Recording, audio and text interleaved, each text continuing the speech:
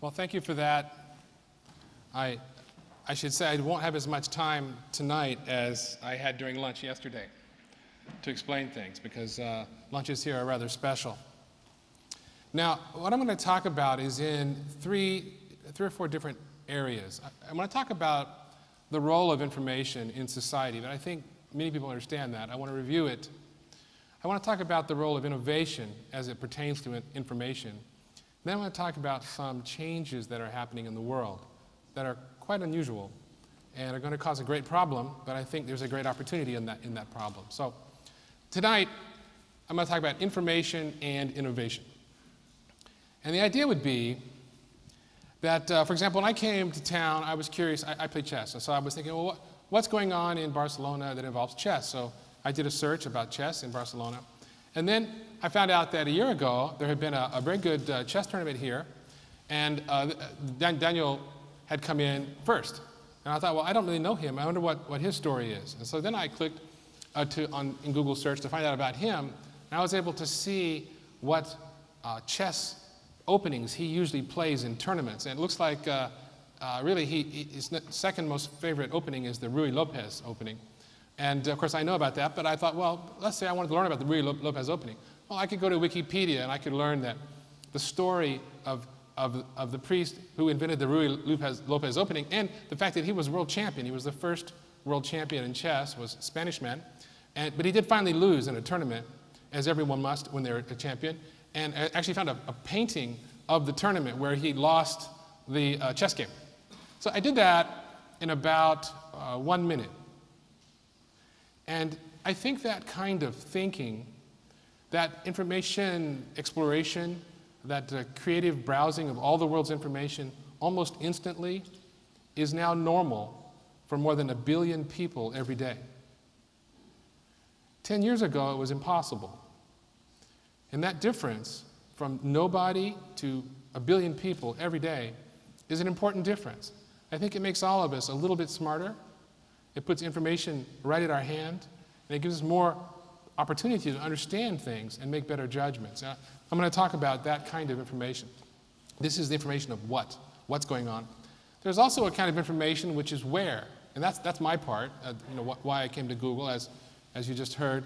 This is an example of real-time data, but not from right now, but of earlier, of all the airplanes in flight over the United States. So I could go on Google Earth, I could turn on all the airplanes, I could see where they're all going. I could click on any airplane and get, is it Iberia, is it El Al, is it United, is it Lufthansa, and where's it going, where's it coming from, how fast is it going, what's its velocity, its heading, and so forth. So that's information in context. And you can already see a lot of people go to Washington, a lot of people go to different areas. You can see highways in the sky there. Now there's another kind of information, which is who. Not just what, but who. So I did this just this afternoon. So for example, if I do a search for democracy, I can find out where in the world the greatest percentage of internet searches, what countries, the greatest percentage of searches in that country are about the word democracy. And it turns out that the places where people care about democracy are the kinds of places where they have a problem. That's interesting. I mean, not necessarily all. The United States is on there. I guess we have problems too. But what I mean is, people are searching for democracy in places like Libya and Syria. They're not searching for democracy in places like France and Germany. So that tells you something about the people that are searching. Why are they searching? Okay? They don't search for it in China, for example, because searches for democracy are blocked in China. But it just tells you about the people. So at the bottom here, we talked about Esperanto yesterday. So here's Esperanto. People, of course, do a lot of searching for Esperanto around the world. But it's quite fascinating. Where is it the most searching for Esperanto of all the searches that happen? Maybe we could learn something about their satisfaction with their language, or their happy memory of political revolt using language as a shield. I don't know why, but I think it's interesting. This is information about the information people are curious about. Ultimately, it's information about people. Another way to look at that would be to look at Catalan. Where is it popular? Well, it's like it's popular here, which is not too surprising.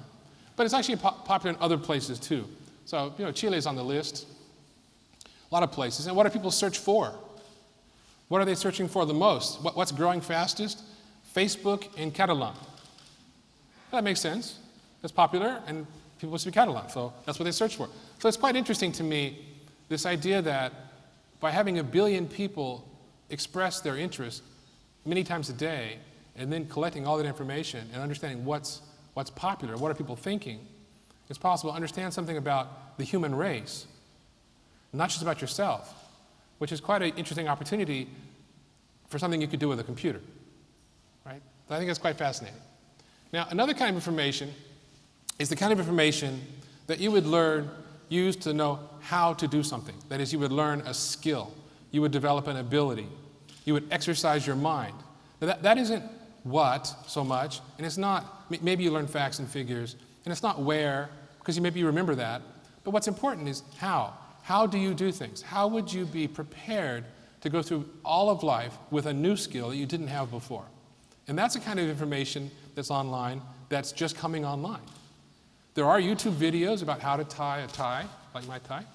There are YouTube videos about how to do your hair and how to make paella, but there aren't really YouTube videos to learn how to do like brain surgery, right? There aren't YouTube videos to learn how to be a doctor or a lawyer, but there is a university of the internet which is strong and successful enough to really make a difference in educating people, not just here, not just in Barcelona, not just in Catalonia, but throughout the world. And that is quite a fascinating thing to me, and to Google, the idea that the internet could be harnessed to educate people all around the world is I think, one of the most important things there could be. It's why I wanted to come and talk to you tonight and to congratulate you on your accomplishments.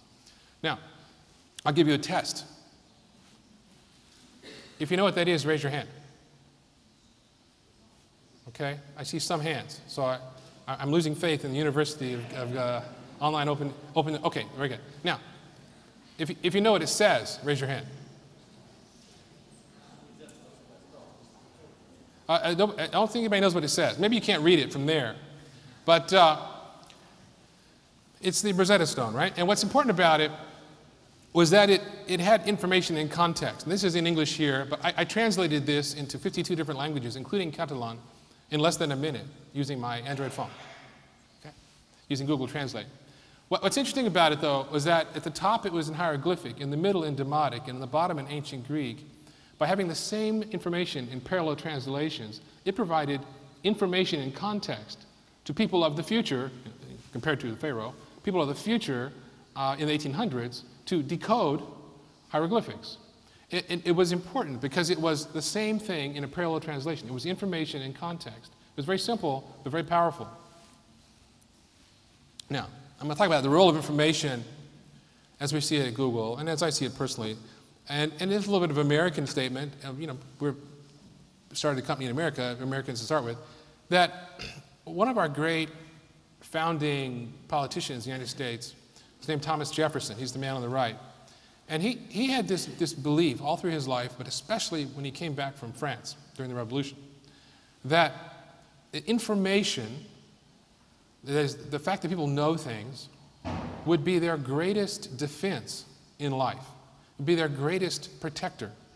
It would protect them from bad government, protect them from bad marriages, maybe, bad medicine, whatever. But they would know enough to make better choices.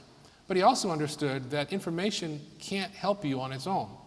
It needs you to take an active role in realizing its value. And that is education. So all the information, when you can't read it, is no information. You may remember the Reformation. Martin Luther thought doing what the Bible says when you can't read the Bible isn't fair. You should be able to read it to see what it says. So that kind of thing. So Jefferson thought, I need to educate the entire country that we're making so that they can use information of what's going on to be a good citizen. And so he said, to do that, we're going to take every child and make them go to school. And it was the first time anybody did that. Compulsory education for all children, regardless of money. It created a very different kind of society, a very educated society. Not ultimately educated, but very educated compared to any other country at the time, where only the children of wealthy people, and mostly the boys, not the girls, got to learn how to read and write. It's a very different society when you take everybody and send them to school. Now, in most countries now, that's common. But back then, it was not common. And I credit him for that. Now, that kind of a belief in information, almost like an information religion, has come in the last 10 years to be reflected by the behavior of people around the world. In the last decade, over 1 billion people have come online. Okay, over a billion people search every day for information, like my chess curiosity. People write blogs. People use Google Earth. People send email. There are 1.3 billion emails every day. Email users, I mean, different people sending email every day. 183 billion emails. The level of activity of people online is unbelievable. It's in 10 years, or 12 years now, it has transformed every hour of most people's lives. It's amazing. And so one of the things that is interesting to me when I think about that is when you think how powerful that is, and you think, yes, everybody uses the internet all the time. We're doing email, we're doing instant messaging, we're chatting, we're browsing the web, we're buying things, we're looking at advertising, whatever we're doing. We're using Skype, we're doing all these things. You think, or Facebook, whatever we're doing. You think, that is amazing. Everybody is doing that. Well, the truth is, only 22% of humans are doing that. These numbers represent only a fifth of the humans on the planet. So 4/5 are excluded from whatever it is that we all enjoy. I think that is probably the greatest thing you could miss right now. That a lot of people in the world finally have reasonably good drinking water, not all, but most of them don't have the internet and don't have everything that you've gained. Many of you have gotten a complete professional and powerful education using the internet. 4/5 of the humans don't have that choice even. It's quite a striking statement. So there's a great opportunity there. You could think of it as an opportunity to grow the university, to reach out to other languages, other groups. At Google, we think of it in terms of how do we support all these languages? How do we just get power and internet to these people in the middle of the Congo? What do we need to do? And so we invest a lot of money to try to make that happen. Now, that's because it's our business to organize the world's information and make it universally accessible and useful. You might know about organizing. We collect it and we sort it. We let you search for it. But we also try to make it universally accessible. And by universal, we mean every language, every place you might be. Like if you use a mobile phone, you use an iPad, you use a computer, whatever, you're in the car, an Audi, it's got the Google Earth on the screen. Whatever tool you use, whatever language you'd like, maybe you have a visual problem or a speech problem, a hearing problem. So maybe you want to see the YouTube video, but you can't hear it, so you want captions on the bottom so you can read what they're talking about. Well, we built a speech recognition and automatic captioning software for YouTube videos that's used by billions of videos now.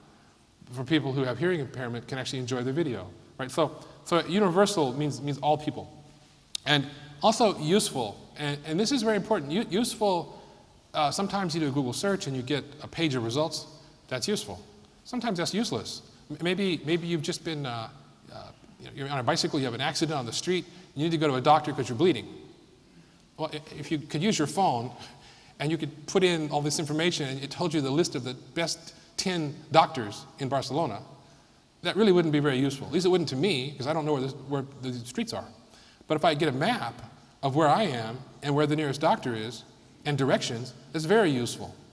It's maybe the same information, but it's much more useful.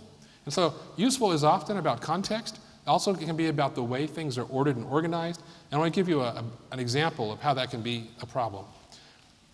This is an example right here, though, of some of the kinds of information, because it's easy to think the information is only web pages. I did an interview, and somebody said, you've done so much at Google, you've got the books, and you've got this, and you've got that. When are you going to stop? And I said, well, it's not like we can't stop ourselves. It's not like an addiction. It's that there are lots of kinds of information we're trying to organize. And we haven't even started hardly. If you look at all the kinds of things that there are, all the ways you might want to see it, certainly you can't search for dance steps. You can't pick a part out of a video of somebody dancing and say, I want to learn to dance the moonwalk. Or there's no searching for a lot of things right now. You can't search for sculptures. You can't search with sign language. But you should be able to do sign language to a video monitor and have it do searches for. Anyway, so many things we need to do. Now, I had a bad experience last year, and this was it. This is a boat I was on last August, And it's very nice. It's called Alpha Nero, and you may see it in the Barcelona Pier at MB92 sometimes, getting work done on it. It's very beautiful. It's called Alpha Nero. It's 89 meters long. It's very big. And to give you a sense of how big it is, on the back there's a big swimming pool with the infinity edge, and the water drains out, and the bottom raises up hydraulically, and it's a landing pad for a Eurocopter. So it's a very, very big boat.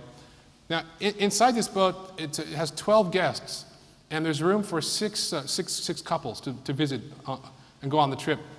And in each room, it's very tastefully decorated, but in each room, it's kind of creamy brown color, dark and light brown, some wood. It's very pretty. And then each bed has pillows that are a different color, and it has the chairs that are a different color, like accent color pillows. And there's one room that's green, and one room that's brown, one room that's red, one that's white, one that's yellow, and there's one that's blue. And in every room, the books on the bookcase are all the color of the pillows. Okay? Right? So there's a famous quotation that says you can't judge a book by its cover. And clearly, the owners here do judge books by cover. So the thing, when I saw that, I was with somebody else, and who could have bought the boat if they wanted to. And I said, look, we shouldn't be on this boat. This is an offense to Google people to be on a boat like this. It's they organized the books in a stupid way, right? Right? They're organized very nicely. I mean, it's real pretty and it's very careful, but no one would ever say, I'm kind of tired. I'm going to read a blue book, right? Right? It never. So I mean, it's a great boat, but it's a ridiculous way to organize books. Does that make sense? So organized isn't somehow good. Organized in a way that's good is good. And that's very important. You can't substitute just the word organized for good. Now, this is my idea of organizing boats, which is these are all the boats in the world where they are in real time. That is gathered both from receivers along the coast as well as satellite sensors. And I can zoom in anywhere in the world, and the markers are color-coded by what kind of boat it is. Some are oil tankers, some are pleasure yachts. The little pink ones are pleasure yachts. Some are bulk cargo carriers and so forth. And when I zoom into any city, I can just click on the marker, and I can get a picture of the boat. I can find out what's its name, what does it look like, who owns it, where's it been. And so you can imagine that all the governments of the world are real eager to do this kind of thing, because if a boat comes into Barcelona and it's coming from Palma de Mallorca, that's great. If it's coming from like North Korea, then maybe you should check it before it comes into port, right? You don't know. So governments do this kind of thing, and they a lot of times use Google Earth, but I had thought they could, if governments could get a benefit from that, then maybe so could my mother. There's some way to do that. It wouldn't be boats, but it would be something. So, as an example, this is Florida and the area where we launch rockets in the United States into space. And if I zoom out, I can see all the satellites that are in orbit around the Earth. And because you know they're up there, but you don't know where they are, right? So if you click on these, you can see which satellite it is. Like it's the Iridium phone satellite. And then those are called low Earth orbit satellites. And then if you zoom out further, there's this band of debris. Then there are these distant satellites. And the distant satellites are all around in different orbits. And you can click on the markers and get all their information. But if you look, there's a band of satellites that is exactly along the equator of the Earth. And those are the geosynchronous satellites. So if you see somebody with a satellite dome or dish outside their house or on their roof, and it's pointed up somewhere, it points up to one of those satellites, and you can click on that, and it will say, this is Sky One, or this is the Dish Network, whatever. So that's an example of something it's there. There are 300,000 things out there in space. They're all tracked, and you can click on any one of them and see what they are. That's the information in context. It makes it much more understandable than a giant web page with 300,000 rows of latitude and longitude and altitude. That's useful to somebody, but not useful to most people. Another way to think of that would be if you wanted to land on the moon. I'm going to play this by leaning over. Lower, struggling to keep from drifting sideways or backwards, lest they risk tipping over at touchdown. Now came an ominous warning from Earth. Just 60 seconds of fuel left before they would be forced to abort. Now, only 30 This was 1969. seconds. Finally, a blue light on the instrument panel signaled that one of 3 metal probes attached to Eagle's landing legs had touched the moon. Eagle settled gently onto the surface, and Armstrong shut down the descent rocket. In Houston, it was 3:17 p.m. Armstrong broadcast a message of triumph to Mission Control. Houston, Tranquility Base here. The Eagle has landed. Roger, Tranquility. We copy you on the ground. You got a bunch of guys about to turn blue. We're breathing again. Thanks a lot. So this isn't a special video. This was just a screenshot I did off Google Earth. NASA made like home movies of all the things they've ever sent to space. And so did DLR, the German space agency, and all the space agencies around the world. We have a map of everything that's on the moon that came from the Earth. Exactly where it is. You click on it, you get a picture of the surveyor, discovery, whatever it is, and you can find out information about it. You can see what it's still doing, what experiments it's involved in. You can click and go to the researchers that are doing those experiments. And you see the little arrows there? That's where the footprints were. That's where people walked on the moon. So this idea of something that happened in 1969 that you can relive exactly, and you can fly around while it's landing and look. You can look from the device. I think it's just extraordinary. We have these things on the moon, on the Mars. You know, the Mars rovers. We took all the pictures from those and made street view pictures out of those, so you can actually click and drive along in Mars and go wherever you like. It's great. It's great. This is information in context, and it's Google Earth. I like Google Earth, so I'm using that as an example. But this would be, if you were to look up in space, you can see what look like stars, but in truth they're not stars. They're mostly galaxies. Stars usually aren't bright enough to see from the Earth. So there are about 200 million galaxies and 100 million stars that you can see in Google Earth by clicking on I want to look up at the sky mode. And then as you fly in past all the stars and galaxies, you get close to all of the Hubble Space Telescope pictures, all of the Chandra X-ray Observatory pictures, all of the pictures from the German, French, British, Japanese scientists, astronomers, all organized together. It's 50,000 galaxies in one little part of the sky. And it's not extra galaxies there, it's just that it takes so long to get enough light to get all these pictures that they can only do this long exposure in dark parts of the sky, otherwise the light from other galaxies messes it up.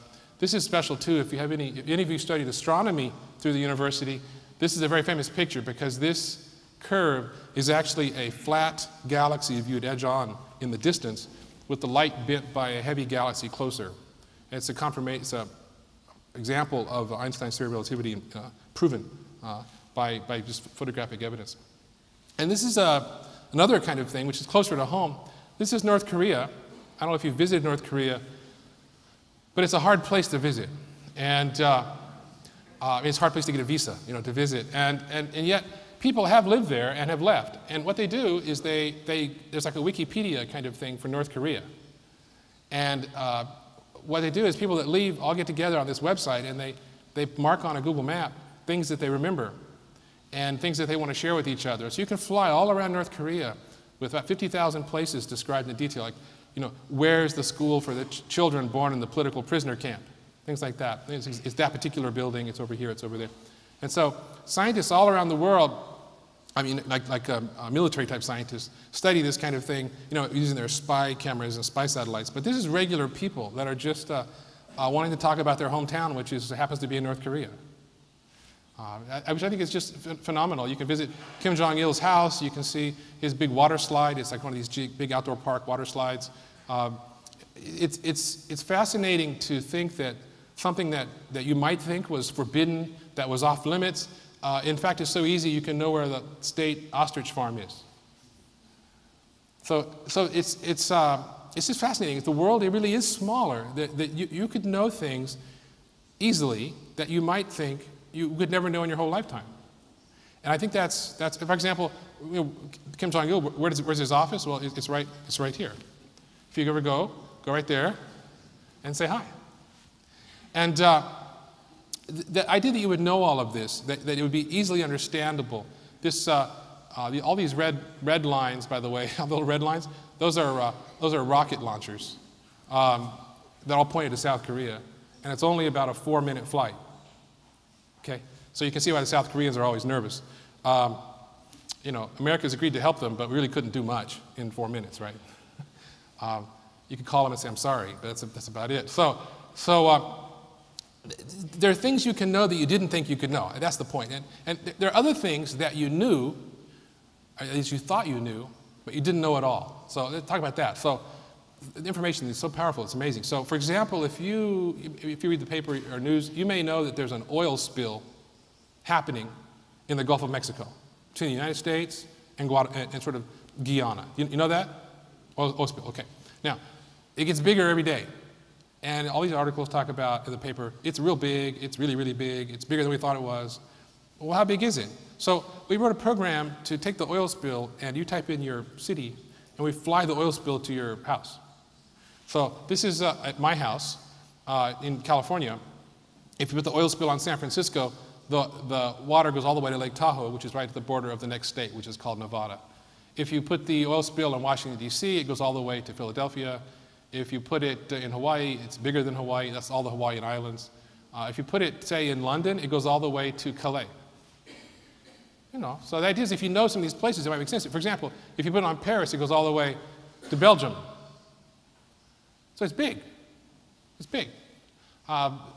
Getting closer, maybe, if we put it on Rome, it goes all the way to the Adriatic, and also it goes almost to Castel Gandolfo, where the Pope goes on summer vacation. If you put it on Monaco, which is important to me, it goes all the way to Portofino and goes to Lana Pool, which means that basically the entire fun part of the Mediterranean over there is used up would be used up with oil if the oil spill was here, which is, I'm glad it's not. However, you shouldn't feel too glad, because the oil spill's right there on the left, but the ocean currents are moving around. And actually, something called the Gulf Stream takes things over that way. So it'll only be about 6 months before you'll be eating fish that have oil that's right now coming out of the Gulf of Mexico. Okay? Think about that. Don't get fish from the west coast of Spain, is my advice. You know, so it's quite interesting. Like, you could get charts about this, but if you actually see it, it's quite helpful. Now, the most important example I can give you is this one. This is Afghanistan at the bottom, and it's Iraq here. And each of these symbols are places where coalition soldiers have been killed in action in the war that's going on over there. But what we did was we looked to see where everybody who was killed, where they were from, where they grew up. So these are the cities where people who have been killed in action are from, and you can see they're all over Europe, all over most of Europe, and there are plenty in the United States. The yellow ones are men, are boys, and the blue ones are girls. So if you click on each of those, you can see their face. You click on it, it flies you back to their house. It has their parents and their brothers and sisters talking about what their ambition was, why they joined the military. It's all volunteer. What they hope to do, why they re-enlisted often. It's very powerful. And in fact, unless you're totally heartless, you can't look at that for very long and click on those and read those stories without crying. So the impact of that is that information, especially when it's in context, is so powerful that it's basically a very powerful weapon to shape society. Because the full power and impact of the knowledge of what information implies can move your heart and change how you feel about things and make you do tough decisions and don't pollute now so you'll have an ocean to live in later, that kind of thing. So this information as a weapon idea, I believe that, and I think it's very important. I want to be clear, it's not a weapon for Google to use against society. It's a weapon for 6 billion people to use to influence their society. We provide tools. And one of these tools is a pretty powerful weapon, which is information. Now, that's the kind of idea of information and how powerful it is and how context makes a difference. But it's particularly important right now.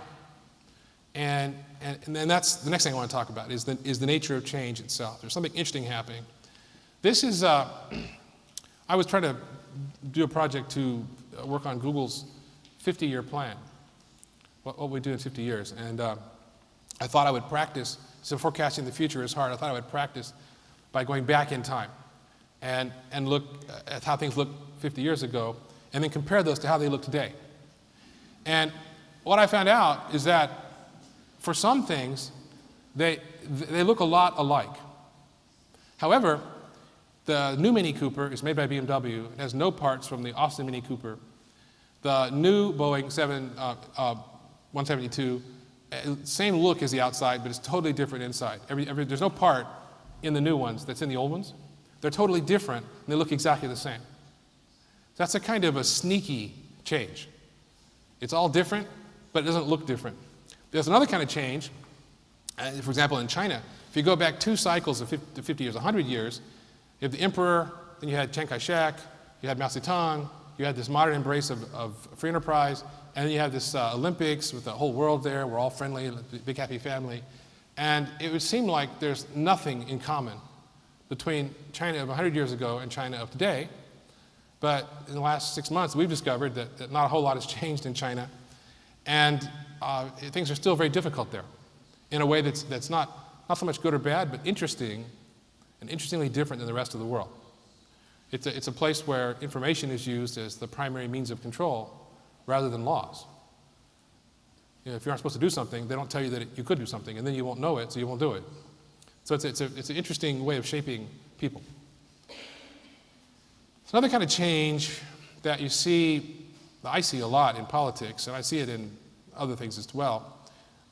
It's sort of like a pendulum. It's information, it's change where, like maybe you're poor, so you save money and work hard, and you get rich, and then you buy fancy things, and then you become poor real quickly, and then you work hard. So you go from rich to poor back and forth. You don't just get richer all the time. You go from rich to poor, or you don't have any food, and you say, someday when I get rich, I'm going to buy a lot of food, and you buy a lot of food, you balloon up, look like the Michelin Man, Bibendum, and then you go on a diet, and you get skinny, and so all these things, and people go back and forth, but they don't really go anywhere. They just kind of swing back and forth between extremes, and that's pretty common for politicians, for example. You know, if there's a politician, there's an election, the ones who want that job will say, that person was too extreme. They were whatever direction. They were that way too far. I'm the other way, real far. Vote for me instead. They don't say, I'm exactly in the middle. Vote for me instead. They say, no, I'm completely the opposite. So you go back and forth, extremes. So at least in America, maybe it's different in Europe, but I don't think so. Now, there's a fourth kind of change, which is the kind I like most. And if you studied mathematics, this won't confuse you. If you study that, that's your degree area. And here's what it means. If you take 4 steps in the same direction, you'll be 4 times as far as a single step. Did you understand that? Okay. Now, if you didn't study mathematics, this might be harder. If you take 4 steps each time, 16 steps or whatever, and you take a random turn each time, so like you were drunk. Okay, it's late at night, you've been drinking a lot, the wine was good, you're trying to go home. So you take a step, and then you kind of, stagger a little bit, and you go another direction, another direction. What you find out is, on average, it takes you, basically the amount of distance you cover from the start to the end is the square root of the number of steps, which is very important. And actually, it's one of the most fundamental things in all of science. It's called the diffusion process. But basically, it says that the expected distance that you would cover. Of course, it could be that you go in a straight line at random, or it could be that you exactly where you started. But usually, it's not all in a straight line. It's not totally back and forth. So it's randomly distributed. Looks like a normal distribution, a Gaussian curve.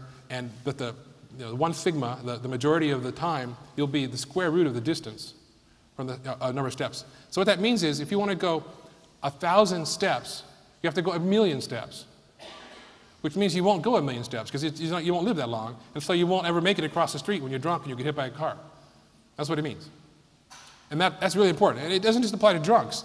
For example, when photons are created inside the sun and they bounce around inside on their way up, it takes them 30,000 years to get to the edge of the sun. It takes them 9 minutes to get to the earth. So when you go outside, that's old light. Okay, it's 30,000 years old, 30,000 years and 9 minutes on average. That's because it's bouncing around a lot for the first part and going straight for the second part. And I find that very interesting, and I'll tell you why. It's because when everything stays the same, it looks the same, but it's changing. It's like the grass, it's growing. You don't see it, but it's growing. When everything seems to change, then here's super important. That means that the thing that's not changing is actually the thing itself. The innermost essence, the fundamental relevant part of something, when all the parts are changing crazy, the part that doesn't change, that's the important part. Okay? That's real important, because people are always blinded by all the superficial changes. When there's this random change or this cyclic change, basically there's nothing going on, like goldfish, you know, each side of the bowl looks new to them. And then when there's a consistent change, a little bit more, that's the one I like. Because what that means is that I know the future right then. So, for example, when cell phones were invented, mobile phones, there were a few mobile phones, and then a few more, and then a few more, and then a few more. The moment they were invented, there were wired phones, a few less, and a few less, and a few less. So right then you knew that someday there would be all mobile phones and no wired phones. Because it was a consistent motion in both directions, they're totally symmetric. So you just know the future right then. You don't have to guess whether to invest in mobile technology 15 years ago. You didn't know, at least 2 years after it's been invented, that that's the future. Things like that. That's important. So information is important. Context is important. This idea of change, only some change matters, the rest is just noise. Okay? Now there's one more thing. Okay? And that is the pace of change itself. Okay? If you're going to study change, you've got to study how long it is between changes. So I've got a couple examples I put up here, just things that are of interest to me, nothing special about, they're not related. Most people think the printing press was a very important innovation, and I agree with them. It was incredibly important. But it didn't cause any kind of immediate change. It took 6 years from the time the press was finished for Gutenberg to make his 200 copies of the Bible. He thought he could invent the press and save time. He did, only took 6 years. But then he was done. I mean, it was like a project. It took 50 more years to invent page numbers in books. Okay, the pace was very slow. It took almost 300 years, 350 years for the piano was invented. It took a while before sheet music was invented, but anyway, it took only a short time, 100 years or so, to get from the piano to the telegraph. And the telegraph was incredible. It involved like electricity, so you had volta, you had wires everywhere, you had to invent how to make extruded copper wires, you had to wire up all these poles. It was a huge amount of social infrastructure to make the telegraph work. And yet it just instantly, once it was invented, it was everywhere. Across oceans, it was incredible. It was a huge work. It was like going to the moon for those people. Then only like 40 years later, or 50 years later, we have the airplane. Okay? Now, I know people were flying the airplane near Nîmes, okay, a few years before that, but nonetheless, the airplane. And then within 40 years of the airplane, the microwave oven. Within 50 years of the microwave oven, people are on the moon. Okay, now here's 20 years. So 20 years to go from the microwave oven to the moon is pretty impressive. If it took 6 years to print 200 copies of the Bible, see what I'm saying? The thing that's important here is the things that are in red. It's the interval between the changes. And what that is like, if you plot that, if you look at the sort of evolution of people in terms of their social interactions, their level of society, language and culture, and things they make, that it turns out if you use logarithmic graph, and both the log-log graph, that it's a straight line. And if you did much thinking about log-log graphs in your coursework, you know that a straight line there is anything but a straight line in a regular graph. And what that looks like in our life is, first of all, we're down here at the bottom right now. We're at the point where it looks like something special is happening because it's going towards zero, which is, you should always worry about that when zero is coming. But it means there's this exponential curve of the speed with which people adopt new technologies. So if you invent the telephone, it might take 30 years or 20 years for people to actually all have one. This is in the US, a quarter of the population. But if you have a television, it took less time to get everybody to have a television. If you have a mobile phone, it took almost no time. PCs, almost no time. But things that are faster than that are the web. Somebody says, oh, Twitter is great. Then tomorrow, everybody's using Twitter. Okay, so the new version of the iPhone operating system. Then tomorrow, everybody plugs their phone in, clicks on update, and everybody's got a new operating system on their iPhone. They don't wait 3 years for a new box to come from Microsoft. They have it tomorrow from Apple. And if you have an Android phone, it's not even that long because we just send it to your phone over the wire and it just is smarter. It reboots itself. So this idea that the things that are getting better or changing happens on ever more quickly has a huge implication for the process of education. Because it means all the work you've done to develop the skills that you have now could be outdated in a few years because things are changing so fast, I mean, hypothetically. So what that means is that people need to learn, and of course it's getting faster even now. It takes less than a year on the average for 25% of people to have whatever the new technology is. And just try yourself, think about yourself. Is there something you've heard about, like a Kindle, an iPad, some new kind of face cream, whatever it is, and then everybody has it right away. They don't wait 15 years to have it. I mean, they have it in a month or a week or an hour. Right? You stand outside the store to get the latest version. So because of that, the need, that rapidity, the need to train people on things that are changing is now on a continuous basis. It's not on you're 18 years old and you study and then you graduate and you're a doctor for 20 years or 30 years, or you're an airplane pilot for 30 years. It's not like that. It's like you're an airplane pilot for 6 months, then you take a class on the new kind of engine. And you're on that for 3 months, and there's a new kind of rudder or something, and there's every shorter time there's a new class. How's that class going to happen? Well, you can't go back to college every 3 months. So you could, conceptually, but you can't physically go because you're flying the airplane. So I think the future is constant education in the workplace, online, as part of work. So you have an 8-hour workday, you're actually going to have a 7-hour workday and a 1-hour class day. I think the prototype for that is the Open University of Catalonia.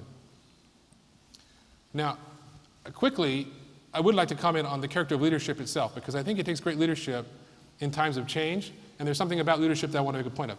A few years ago, Time magazine made a list of who they thought were great leaders, and you probably can't read that, but basically, about half of them are really nice people, and half of them are really not nice people. But it didn't matter. This wasn't great people to have dinner with. This was great leaders. And the great leaders tend to have a set of common characteristics that can be learned and developed, but they're common. And even Aristotle, not even Aristotle, but Aristotle knew them well a long time ago, and they're still true. And that is ethos, pathos, and logos. And I don't know if you speak Greek around here, but the idea would be that the words like ethics and ethical nature, that if you have a personality, your moral nature, that if you tell somebody something, they say, he must believe that because he told me. Some people, if you tell them, some people, they tell you something, you think, well, who knows what they're thinking? But if other people, if they tell you, you know they believe it. They might be right or wrong, but they really believe it. So that's one characteristic of leaders. The second one, pathos, is about this ability to be empathetic, to have empathy, to care for people, to actually imagine that if you got stabbed with a knife, it would hurt, and if they got stabbed with a knife, it would hurt too. Some people, if they get stabbed, it's a problem. If you get stabbed, they don't care. Okay? There are people like that. And people like that are pretty dangerous. And now there's a third kind called logos. Logos is the kind, as an engineer, that I get the best score in this area, which is, I would tell you I was right, and I would want to show you a diagram why I was right, or a geometric proof, or some kind of paperwork, or a spreadsheet, or some equation, right? So to be able to analytically demonstrate the correctness of an argument, right? Now there's 3 of these things, and it takes at least 2 of them to be a good leader. It takes all 3 to be a great leader. All 3 are easily developed. You have the skills and training now to do some wonderful career. I urge you to consider the role of these 3 personality traits in your professional life, as they will enable you to be a great leader, to get people to want to follow you, people trust you, people to do things that aren't good for them right now that might be good for them later or for society later, because they believe you're so honest and you're so informed and you're so caring that you wouldn't ask them to do it if it wasn't the right thing to do. So it takes a good leader. And it takes a good leader if you want to innovate, because innovation is unpleasant. So I told you I was talking about innovation a little bit. I have 4 rules of innovation that I use at Google to talk to people, and the first one applies to everything, not just information, but it's very important. Muriel Cooper, she said, information is only useful when it can be understood. That should make sense to you, right? If I give you a menu and it's in Polish, for most people, it might as well be blank, or in Greek, or hieroglyphic. It doesn't make any difference. It's there, but you can't read it. It's irrelevant. The next thing is that progress, in Bruno Minari's point of view, means simplifying, not complicating. Most people make things better, they make them more. And that's actually dumb. You don't love things because of of all their features. You love them because of one or two features that you love. You know? And so having more things that you just like doesn't make you love it anymore. That's very important. Okay. Now, the most important of all, or I would say is this one. I'm kind of building up to this, but Eileen Gray designed this table on the right. She lived in Paris, and she wanted to make an adjustable height table. You can see it in every design museum. It's often spotted next to Le Corbusier's chairs from the German Pavilion, 1929, Barcelona Pavilion, as a matter of fact, from the World's Fair here. But she said to create, one must first question everything. And I take that broadly, and here's how I look at that. When people come to me to solve a problem, or they come to Google to say, can you help us with this incredible burden or whatever, it's almost always true that their problem can't be solved, the way they describe it. But there's another problem that's very similar to that can be solved pretty easily, and they'll like that answer as well as their first problem. But it's not the problem they told you. Okay? So that is, you can't believe them when they tell you what the problem is. Like sometimes people say, these are the givens, and these are the variables in your math class. With these numbers, find x. And if you say, well, imagine they were all variable. What would it really look like? There's actually a lot of times it's easier to solve it that way and then plug in the numbers. So, for example, if you want to put a swimming pool by your house and there wasn't enough room, you could try all kinds of ways to build a fancy swimming pool, build it underneath the house, like the way this room is underneath the plaza upstairs. But something you probably would never think of doing is to go to your neighbor and say, may I buy from you 1 meter of your lot? You know, what do they care? Maybe they sell it to you.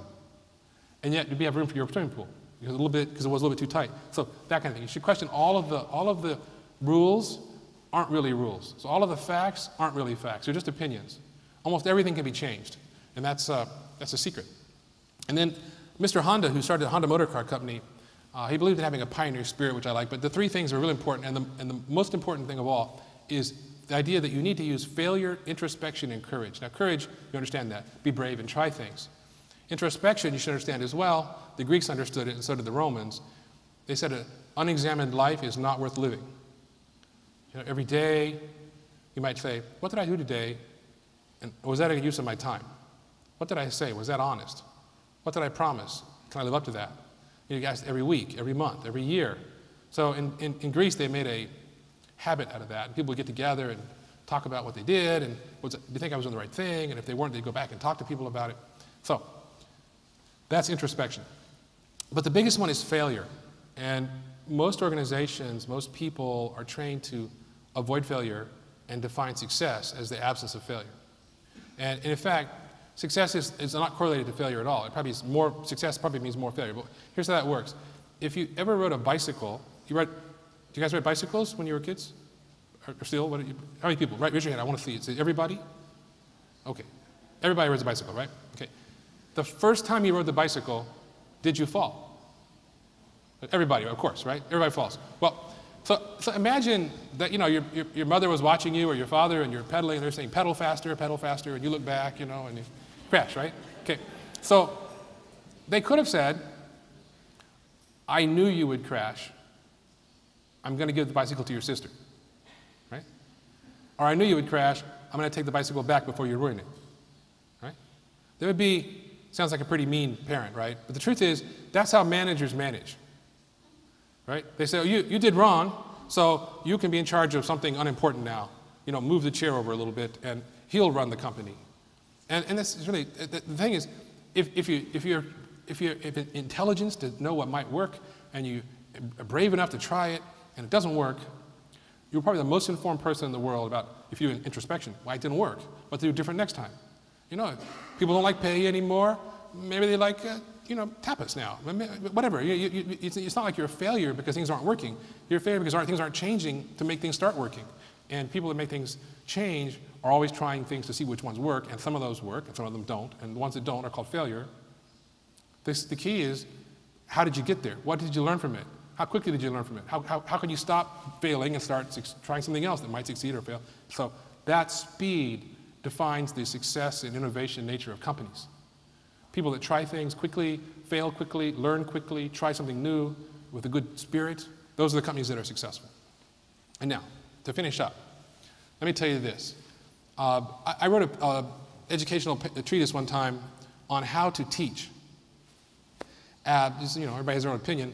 And basically I said Alfred North Whitehead was right, that basically knowledge development comes from constructive play. That you play with things, and then you form patterns in your head, and then you learn deeply what the patterns mean. And when he was writing his later life, he said, because I went to the University of Bologna, the world's first university, and I said, what is a university? And they gave me a speech about that. And basically what Whitehead said was, the university is the thing that connects generations around passing the baton of the love and the life in knowledge, which I think is exactly true. And what I'm excited about your university is that it's in a position to pass that baton to all of the people of the world. The billions of 4 billion people are going to come online using a mobile phone, and they could learn the way you have learned online. Not using the same material maybe because the phone's pretty small, but they're going to have a chance. You can do for 4 billion people what you've done for 20,000 people or 50,000 people. And I hope you'll take advantage of that as a university. I hope the future students will be as successful as you guys are going to be. And then at the end, I'll just point out that 10 years ago, to do a Google search, you would have had to have written something on a card and mailed that in and waited a month for an answer. It seems like a joke, but actually that's the way it worked. That's what research librarians did. It was how I think everything works. How law librarians worked, everybody. So that's the kind of change that can happen in 10 years. It could make that idea, which was common for 100 years, become a joke. That's only 10 years. So the next 10 years are going to be very exciting and full of great opportunity to use information to empower people. I think improve their IQ about 20 points each, make them live longer and happier lives, and hopefully create a better world. Thank you.